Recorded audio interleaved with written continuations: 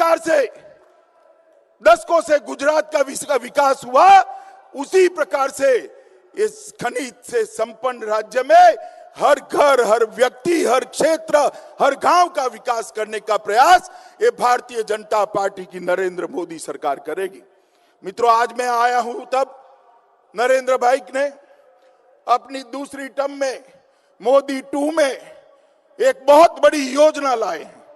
देश के हर घर में 2024 के पहले स्वच्छ पीने का पानी नल के द्वारा पहुंचाने की योजना नरेंद्र मोदी लाए हैं।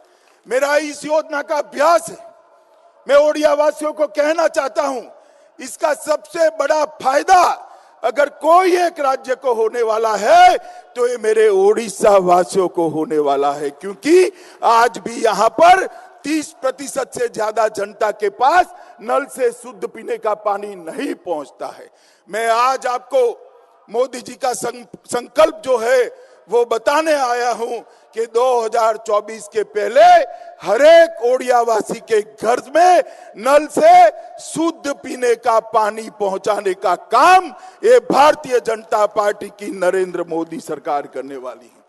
मित्रों, आज मैं आपके सामने आया हूं तब सीएए के लिए भी जरूर बात करूंगा। नरेंद्र मोदी जी प्रधानमंत्री बनने के बाद 70 साल से अटके हुए कई सारे इश्यू, कई सारे प्रश्न जो राष्ट्रीय सुरक्षा के साथ, राष्ट्र की संवेदना के साथ, राष्ट्र की जनता की इच्छाओं के साथ जुड़े थे, उसको हाथ में लिया है। मुझे बताओ, हजारों की संख्या में आप हो, कश्मीर से धारा 370 हटनी चाहिए या नहीं हटनी चाहिए? जरा जोर से बोलो, हटनी चाहिए या नहीं हटनी चाहिए? और जोर से बोलो, जो विरोध कर रहे कांग्रेस पार्टी के लोग, उनके बहरे कानों तक आवाज पहुंचे, हटनी चाहिए या नहीं हटनी चाहिए? मित्रों, 5 अगस्त को वो ऐतिहासिक दिन था। हमारा कश्मीर जो हमेशा के लिए धारा 370 से कारण हमसे अलग थलग दिखता था, वो कश्मीर को भारत माता का मुकुट बनाने के लिए 5 अगस्त 2019 को मोदी जी ने धारा 370 को उखाड़ कर फेंक दिया और आज कश्मीर भारत माता का मुकुट बना है। यहाँ हजारों ओडिया वासी, मैं आपको पूछना चाहता हूं, भाई बताओ, राम मंदिर अयोध्या में बनना चाहिए या नहीं बनना चाहिए?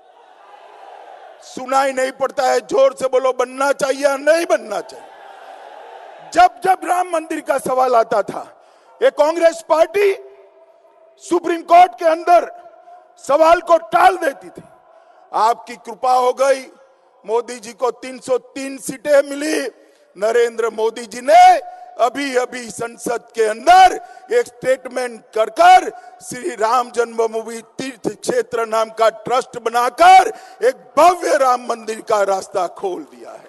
और मैं आपको बताने आया हूं, कुछ ही दिनों में आसमान को छूने वाला भव्य राम मंदिर वही बनेगा जहां भगवान श्री राम का जन्म हुआ था। इसकी शुरुआत हो गई। भाइयों बहनों, तीसरा महत्वपूर्ण फैसला दिया है सीएए का। सीएए के लिए ये समस्त विपक्ष, कम्युनिस्ट, कांग्रेस, बसपा, सपा, ममता दीदी, ये सारे लोग विरोध कर रहे हैं। क्यों विरोध कर रहे हैं? कि इससे माइनॉरिटी के नागरिक अधिकार चले जाएंगे। अरे इतना झूठ काहे को बोलते हो? प्रधानमंत्री जी ने कह दिया, मैंने संसद के फ्लोर पर कह दिया, मैं आज फिर से यहां रिपीट करना चाहता हूं, सीएए से इस देश के एक भी मुसलमान का, एक भी माइनॉरिटी का नागरिकता का अधिकार नहीं जाने वाला है। क्योंकि सीएए नागरिकता लेने का कानून है ही नहीं, नागरिकता देने का कानून है। और नागरिकता किसको देनी है? देश का विभाजन हुआ और विभाजन के बाद लाखों लोग पाकिस्तान, बांग्लादेश, अफगानिस्तान रह गए। जो हिंदू थे, सिख थे, बौद्ध थे, जैन थे, पारसी थे, ईसाई थे, ये सारे लोग वहां रह गए। उनका उत्पीड़न हुआ, धर्म परिवर्तन किया गया। छोटी छोटी बच्चियों को अगवा कर दिया गया, उनका निकाह पढ़वा दिया गया, उन पर बलात्कार किए गए, धर्मस्थान तोड़े गए, और ये सारे लोग अपनी सम्मान को बचाने के लिए भारत की शरण में आए, भारत में आए। मुझे बताओ भाइयों बहनों, 70 साल हो गए, लाखों करोड़ों लोग हैं जिनके पास नागरिकता नहीं है, रहने का घर नहीं है, पढ़ाई लिखाई की व्यवस्था नहीं है, स्वास्थ्य की सुविधाएं नहीं है, बच्चों को नौकरी नहीं मिलती है। वो लोग कहां जाए? उनके मानव अधिकार का क्या? वहां जाते हैं तो धर्म परिवर्तन करते हैं, मार डालते हैं। यहां आते हैं तो नागरिकता नहीं मिलती है। कांग्रेस पार्टी का हर एक नेता 50 के दशक में बोला है कि जो हिंदू और सिख शरणार्थी आए हैं उनको हम नागरिकता देंगे। मैं रिकॉर्ड पे कह सकता हूं, कांग्रेस पार्टी ने 27 अलग अलग जगहों पे उनके प्रमुख नेताओं ने वचन दिए हैं, मगर वचन का पालन नहीं किया। नरेंद्र मोदी जी आए, उनको भी मालूम था कि बदनाम किए जाएंगे हमारी सरकार को, मगर हम सत्य के लिए कदम उठाते हुए डरते नहीं है। मोदी जी संसद में सीएए लेकर आए और लाखों करोड़ों हिंदू सिख बौद्ध जैनों को नागरिकता का तोहफा देने का काम किया। मुझे बताओ भाइयों बहनों, ये जो वहां से प्रताड़ित होकर आए हैं, परेशान होकर आए हैं, अपने घर की स्त्रियों के सम्मान की रक्षा के लिए आए हैं, स्वधर्म को बचाने के लिए आए हैं, उनको नागरिकता मिलनी चाहिए या नहीं मिलनी चाहिए? जोर से बोलो, मिलनी चाहिए या नहीं मिलनी चाहिए? आज ये बड़ी सभा के माध्यम से मैं देश की जनता को कहना चाहता हूं, ये विपक्ष के लोग भ्रांति फैला रहे, लोगों को उकसा रहे, दंगे करा रहे हैं। सीए के माध्यम से किसी की नागरिकता नहीं जाने वाली। विशेषकर माइनॉरिटी और मुसलमान भाइयों बहनों को मैं आश्वस्त करना चाहता हूं, एक की भी नागरिकता नहीं जानी है। जो प्रताड़ित हुए हैं उनको नागरिकता देने का सवाल है। वो हमारे भाई है, हमारे बहन है, उनको नागरिकता मिलनी चाहिए। मोदी जी ने सीए को लाकर वो लाखों करोड़ों लोगों के मानव अधिकार का रक्षण करने का काम किया है। महात्मा गांधी, सरदार पटेल, मौलाना आजाद और जवाहरलाल नेहरू ने जो वचन दिया था, वो वचन को पूर्ति करने का काम देश के प्रधानमंत्री नरेंद्र मोदी ने किया है।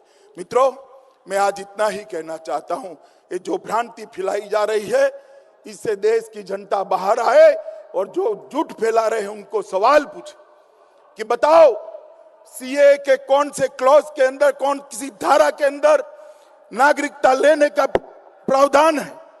कहीं पर नहीं है। ये झूठ को देश की जनता ने जानना चाहिए। मित्रों, नरेंद्र मोदी सरकार ने ये तय किया है कि 2024 के पहले $5 ट्रिलियन की इकोनॉमी बनकर हमने दुनिया की प्रमुख 3 अर्थव्यवस्थाओं में स्थान प्राप्त करना है। कांग्रेस पार्टी 11वें नंबर पर छोड़कर गई थी। मोदी जी 5.5 साल में उसको 5वें नंबर पर ले आए हैं। 70 साल में वो 11वें नंबर पर पहुंचे। मोदी जी ने 5.5 साल के अंदर 6 अंकों का तालिका में बढ़ोतरी किया है। हमारा भारत संपन्न बने, समृद्ध बने, सुरक्षित बने, शिक्षित बने, स्वास्थ्य युक्त बने और गौरवमय बने, इसके लिए नरेंद्र मोदी जी समर्पित है। मैं फिर से आज इस सभा के माध्यम से समस्त ओडिया वासियों को ये संदेश देना चाहता हूं कि मोदी जी के हाथ मजबूत करिए। आपका जनादेश है, यहां पर नवीन बाबू की सरकार हो, हमें जनादेश को स्वीकार करते हैं। मैं नवीन बाबू को भी कहता हूं कि जो हम मदद भेजते हैं वो लोगों तक पहुंचे, इसकी चिंता करिए और नरेंद्र मोदी जी की स्पिरिट को हर गरीब के घर में पहुंचाइए। यही बात कर मेरी बात को मैं समाप्त करता हूं। भारत माता की, अरे जोर से बोलिए, भारत माता की, भारत माता की, वंदे वंदे।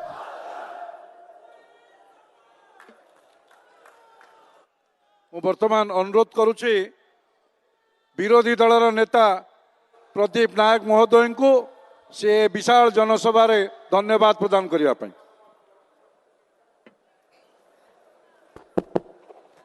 आज विशाल सभा को संबोधन करने आसथिबा भारत वर्षर स्वराष्ट्र मंत्री माननीय अमित शाह जी को धन्यवाद ज्ञापन करुचे, कृतज्ञता दौचे।